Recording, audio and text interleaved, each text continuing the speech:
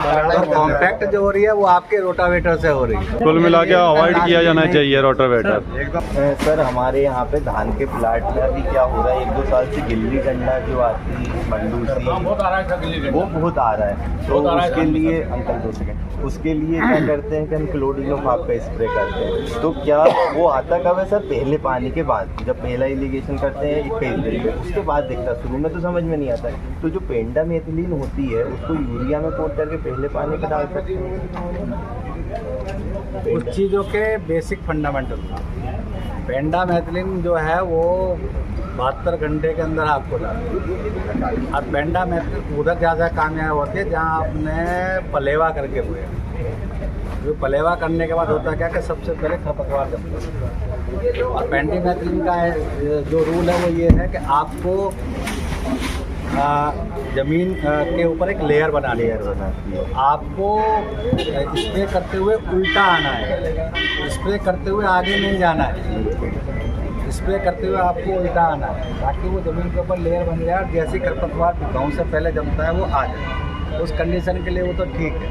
बाकी खरपतवार के लिए शॉर्ट टर्म में अपने बीडी साइड से और लॉन्ग टर्म में तो यही है कि गर्मी में आप प्लाव करके करें। और गेहूँ वगैरह किसी चीज़ में अगर आपके पास शॉर्ट ड्यूरेशन पहली क्रॉप ले रहे हैं और आप पलेवा कर दे रहे हैं तो क्या वो सारे जम जाएंगे?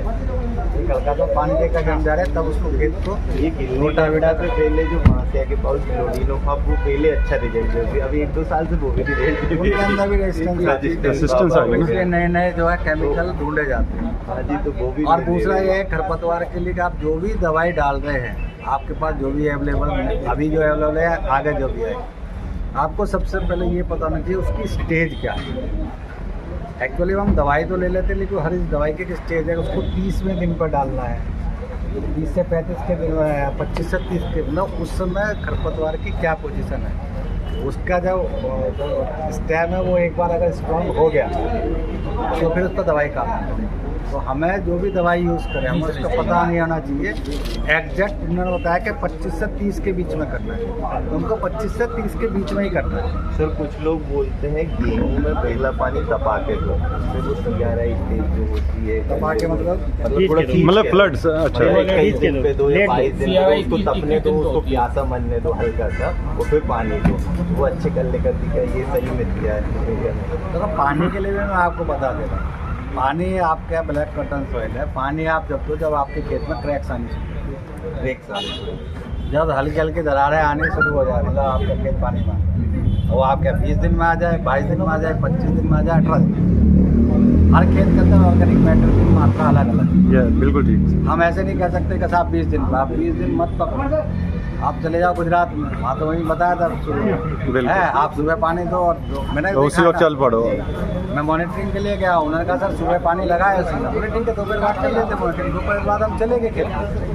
तो आपकी जमीन के अंदर कार्बन मैटर कितना, वाटर रिटेंशन कैपेसिटी उसकी कैसी है, ये सब उसके ऊपर डिपेंड है। जब आपके खेत में हल्की हल्की दरार आनी शुरू हो जाए तो उसका लग गया आप ज़मीन पानी मांग रही है।